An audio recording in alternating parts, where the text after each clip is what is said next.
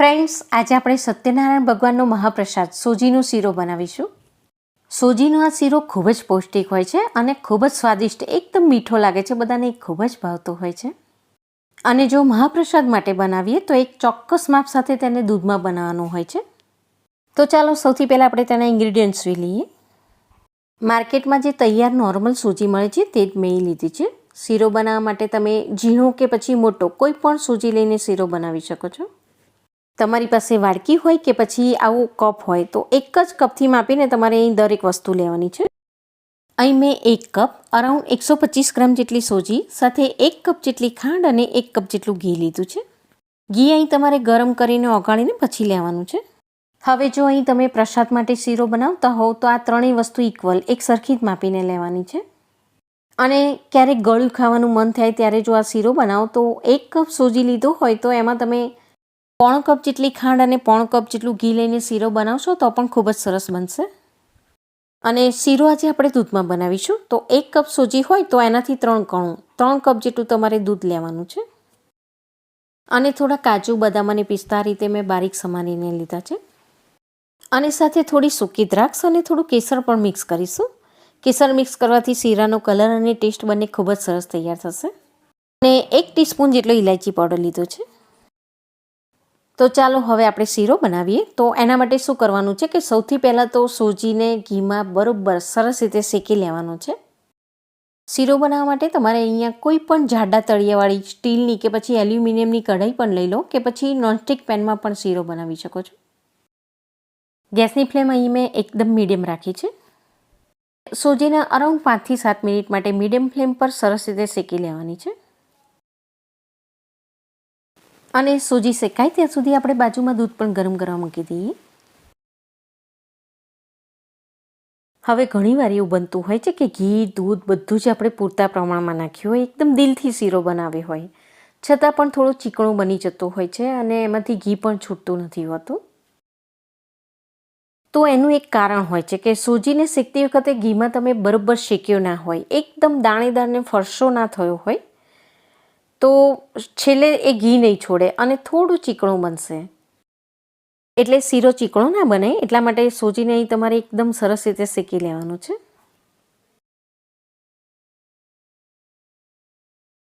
સોજી બરોબર શેકાઈ જશે એટલે સૌથી પહેલાં તો એમાંથી ખૂબ જ સરસ સુગંધ આવશે અને એનો એક દાણો છૂટો થઈ જશે. અત્યારે તમને આમાં ઘી થોડું વધારે લાગશે, પણ જ્યારે આપણે આમાં દૂધ મિક્સ કરીશું એટલે સોજી છે એ ફૂલીને એકદમ ડબલ થઈ જશે.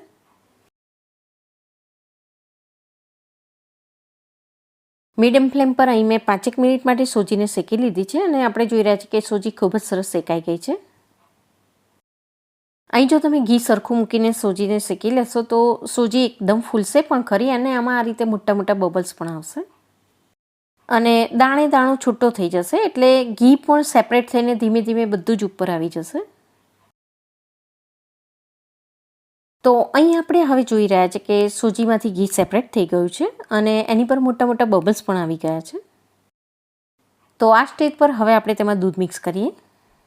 અને અહીં સોજી એકદમ ગરમ છે, એમાં ગરમ દૂધ મિક્સ કરતાં પહેલાં સૌથી પહેલાં આપણે ગેસને એકદમ સ્લો કરી દઈએ અને એકસાથે બધું દૂધ મિક્સ નહીં કરીએ, અડધું દૂધ મિક્સ કરીને આ રીતે પહેલાં હલાવી લઈએ એટલે એમાં લમ્સ પણ નહીં આવે.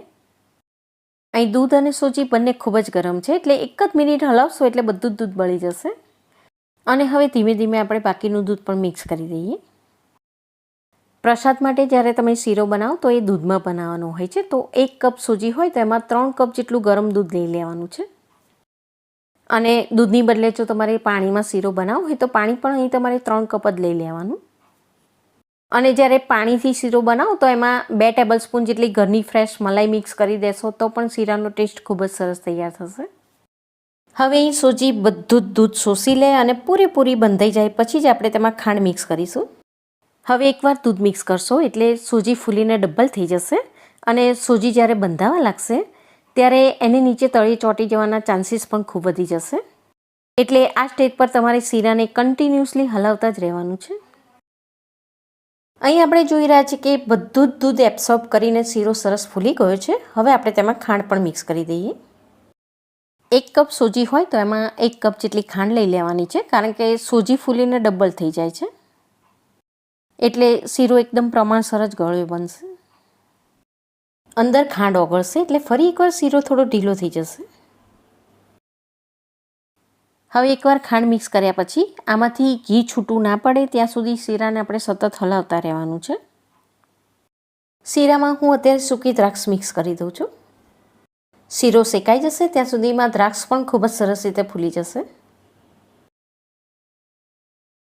સત્યનારાયણ ભગવાનની કથામાં આ શીરો મહાપ્રસાદ તરીકે આ રીતે દૂધ નાખીને બનાવવાનું હોય છે અને ખાસ તો નવરાત્રિ દરમિયાન પણ આ શીરો પ્રસાદ તરીકે બનાવાતો હોય છે.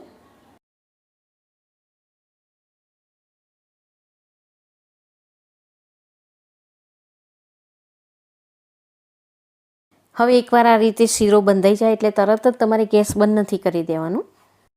અહીં તમારે આ શીરામાંથી ઘી છૂટું પડે ત્યાં સુધી તેને શેકી લેવાનો છે. તો શીરો અહીં એકદમ દાણેદાર અને લસલસતો બનશે અને બિલકુલ ચીકણો પણ નહીં લાગે. શીરો તળીએ સ્ટીક ના થાય એટલે અહીં મેં ગેસને સ્લો કરી દીધો છે. આમાંથી ઘી સેપરેટ થશે એટલે શીરો એકદમ હલકો થઈ જશે, એમાંથી ચીકાશ જતી રહેશે. એને ખૂબ જ આસાનીથી તમે હલાવી શકશો, તમારા હાથને બિલકુલ સ્ટેન નહીં પડે. અહીં આપણે જોઈ રહ્યા છે કે શીરામાંથી હજી ઘી છૂટું નથી પડ્યું. નીચે સ્ટીક ના થાય એટલા માટે સતત હલાવતા રહેવાનું છે. છેલ્લે શીરામાં કેસર, ઇલાયચી અને ડ્રાયફ્રૂટ્સ પણ મિક્સ કરી દઈએ. ઇલાયચી પાવડરથી શીરાનો ટેસ્ટ ખૂબ જ સરસ તૈયાર થાય છે, તો પ્લીઝ તેને સ્કીપ નહીં કરતા. અને ડ્રાયફ્રૂટ્સ તમારી પસંદગીનું અહીં તમે કોઈ પણ લઈ શકો છો. હવે આ બધા જ મસાલાને શીરામાં સરસ રીતે મિક્સ કરી દઈએ.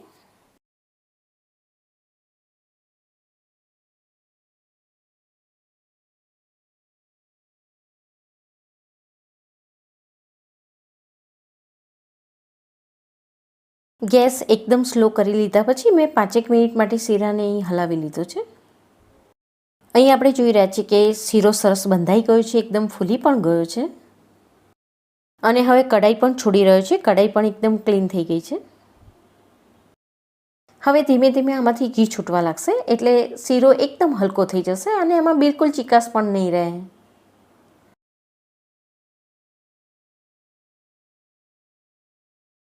તો અહીં આપણે હવે જોઈ રહ્યા છીએ કે શીરો ખૂબ જ સરસ શેકાઈ ગયો છે, એકદમ ફૂલી ગયો છે અને બિલકુલ ચીકણો નથી લાગતો, એકદમ દાણેદાર શીરો બનીને તૈયાર થઈ ગયો છે. શીરામાંથી જ્યારે ઘી છૂટું પડશે ત્યારે શીરો એકદમ હલકો થઈ જશે. એને ખૂબ જ આસાનીથી તમે હલાવી શકશો. અહીં આપણે જોઈ રહ્યા છીએ કે કિનારીએથી હવે ઘી છૂટું પડવા લાગ્યું છે. તો હવે આપણો શીરો તૈયાર છે. ગેસને આપણે બંધ કરી દઈએ અને ગરમા ગરમ શીરાને સર્વ કરીએ.